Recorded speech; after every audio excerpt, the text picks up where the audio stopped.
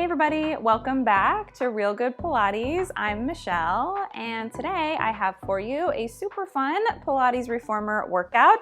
We're going to be using our reformer box, and we're going to have it placed on the back of your machine, going short box ways, side to side across your rails, and we're going to leave it there for the entirety of the workout. Depending on your height, your leg length, and the exercise we're doing, you may find that you need to scooch it either closer or further back from your carriage. So feel free to adjust that as needed.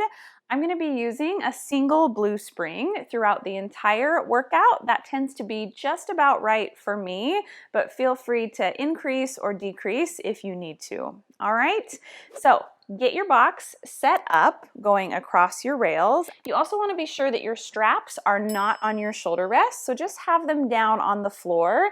That way the ropes aren't going to be in our way. So let's get started. So you're going to place your knees right up against the shoulder rests, and then your forearms are going to go over on the box. So I might even need to bring it closer. Yeah, now that it's our arms rather than our legs, you might not need the box so far back. All right, so you can still have the elbows kind of forward of your shoulders to start with. That's okay. Now get your hips right on top of your knees. Draw the ribs and the abs up and away. Now, you're going to keep the hip joint exactly how it is in this 90-degree angle, and we're going to move from our shoulders. So we're going to work under the lats. We're going to pull the carriage forward by moving at the shoulder and then drift back, opening the shoulder. So I'm pulling the elbows back and then forward. And I also like to feel like I'm kind of pressing my elbows out to either side, like if I had a Kleenex underneath my forearms. If I kind of pull my elbows apart, that Kleenex would rip down the middle, right? So kind of have that sensation going on, and you'll feel way more activity in the shoulders with that kind of pulling outwards feeling. All right, you guys, do this a couple more times. So just kind of waking up the shoulders in this new position. They're probably plenty awake from those tricep dips, but a little bit different here, all right? So draw the abs up into the spine. Now I want you to just pull forward like an inch. So your shoulders are right on top of your elbows. Now keep the shoulders where they are and pull from your knees. And then open the hips. Do that again. Pull and then return. And it's really not a very big motion. Since the box is there, your headrest will hit into it eventually. That's okay. So drift the knees and hips back as far as you can stabilize shoulder over elbow, and then come in. And you don't want your hips to get anywhere near your heels. Okay, so you're not sitting back. You're keeping the pelvis high for 2. Very good. For 1. Now let's drift the carriage back. Lean your hips over your heels. Drop your chest through your arms and just take a little stretch. Okay, now we're going to add in some flexion of the spine. So almost like a cat stretch. Come back to that same position. I want you to take that like inch of pull with the arms just until your shoulders are on top of your elbows. Now you're going to pull with your knees just like before, but when you do, you're going to flex your spine and curl up into a C shape, and then inhale, lengthen back to your long line. Exhale. And then inhale to release. Head and tail lengthen apart. So good. So you're keeping that stability through the shoulders, and then drift. So the upper body is stabilizing, lower body and spine are mobilizing. Yes, go slow motion. Spend lots of time under the tension of the springs. Last 2. So good, you guys. Try to put those vertebrae up on the ceiling, round, and then drift your body back. Go back into your shell stretch over your shoulder rests. Whew, okay, not so easy, even on that blue spring. All right, so now we're gonna hold the cat stretch position and then saw with our arms holding that flexion. We saved the best one for last, okay? So get the shoulders over the elbows. You're gonna pull the knees under you, rounding your spine. Now, lock your hips into place and just move your arms back a few inches, return. So maybe like 2 or 3 inches max. Keep it as small as you need to. Be really strict with yourself and maintain the curve. Yeah, you can kind of grip your fingers around the back edge of the box if you need to. Whew, let's do 4 more. Opening and closing the shoulders. 3, 2, so good. Ooh, bunking into my box. Last one. And then sit all the way back and stretch it out. Whew. Well, that was no joke. Good job, you guys. Okay, now we are going to bring the knees together. So rather than being against the shoulder rests, they're going to touch each other. And then your elbows are going to go back onto the box. And then I want you to swing your feet off to the right so that both of your knees are touching the left shoulder block, okay? So my shins are kind of on this diagonal and the corner of my shoulder block is kind of going right in between my kneecaps, okay? You might have to adjust a little bit depending on your equipment, but essentially you want your lower body slightly rotated off to one side at about 45 degrees, okay? So now, get the shoulders over the elbows here, so the hips are slightly open, and we're gonna do that same kind of pull from the lower body and just kind of leave your spine as is. So you're gonna bring the knees under you and then drift them away. Exhale, pull. So you're in this rotation, and then you're flexing the hips and the knees back and forth. Now for me, my top knee is almost floating off the carriage a little bit, just naturally. So if that happens to you too, that's okay. All right, now last quick thing here, we're gonna add the flexion of the spine. So as I pull the knees under, I round up my back and then I drift and lengthen. Exhale, pull. And then drift and lengthen. So good, you guys. So that bottom side oblique is working like crazy. Good. Try not to let the shoulder blades collapse for 2. Last one. And then come all the way to the stopper. Ooh. Okay, let's do that all on the other side.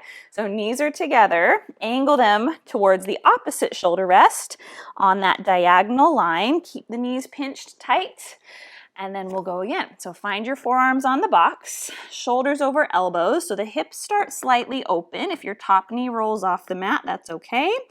So start just with the lower body action. That's it. So no extra curling of the spine yet. We're kind of locking in this action first. In and out. Good. Really drive the elbows into the box. And I'm gripping the box with my fingertips for dear life. That's very helpful for me. Now let's round the spine, curl up, and then inhale, return it. Exhale, scoop. And then return. So good, you guys. Couple more. I actually kind of like the fact that the box stops the carriage from going too far because it prevents you from sitting too close to your heels, which makes the abs shut off. So it's perfect. It keeps us working harder the whole time. Last 2. And then last one. Oh, okay, return. You guys, that's so hard. Good job. Okay, now we are gonna truly face the sides. We kind of did front, we did a little diagonal. Now we're gonna turn so that we're in a full-on side plank kind of position, still with our elbows and our knees, okay? So I want you to put just your nearest forearm onto the box, and again, decide if you need to adjust the box at all. Knees are together. Feet are probably hanging off the back of your carriage. And then for me, my thighs are kind of right in between the shoulder blocks, okay? So something about like that. Okay, now you can either have your top hand on the box, helping you to support yourself, or you can have the hand up on the hip, whatever you prefer. So we're gonna start in this side plank. So my top knee is not touching the carriage, and I'm in a long diagonal line. Okay, the first thing we're gonna do here is just an arm pull. So I'm gonna squeeze from under my armpit and pull with that arm to move my body over the box and then return. So I squeeze and then I return. Good. And again, you can play around with how your arms are placed. You can try holding around the back of the box or having your arm go to the front, whatever is more comfortable for you. Ooh, we kind of tuckered out those lats already on the last one. Good. Let's do 2 more. So maintain your side plank and then mobilize the shoulder. Very good. All right, so now find your long plank, have your carriage back against the stopper. You're gonna droop your hip towards the floor, and depending on your equipment, you may be able to kind of drop between your shoulder rests with your hip. Now, as you lift back up, you're gonna side bend and pull the carriage under you. So I'm dipping my hip towards the floor, and then I'm coming up high as I fold to the side. Good, so I'm moving back and forth from my waistline. Inhale, open and droop. Exhale, lift and pull. That's it, you guys. Do 2 more. Use those arms to help you. I'm definitely using both of my arms. Whew.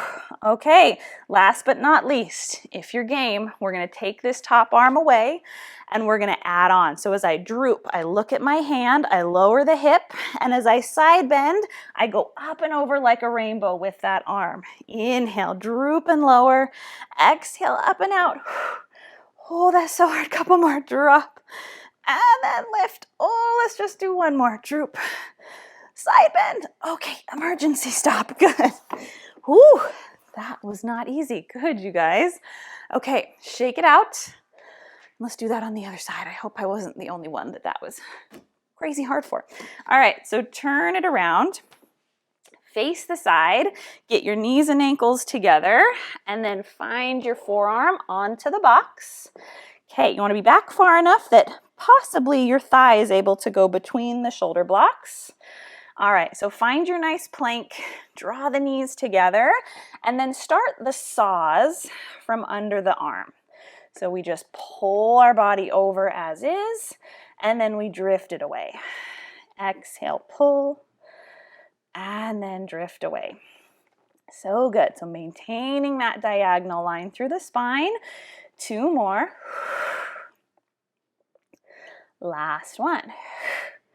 All right, now drift the carriage back. You're gonna droop your bottom hip towards the floor, opening that waistline a little bit, and then side bend and fold. Inhale, open that oblique, and then exhale, shorten and lift. Inhale, and then exhale. Good, try to keep the chin away from the chest. Think more ear to shoulder, so it's happening laterally rather than crunching forward. Last 2, and last 1, good.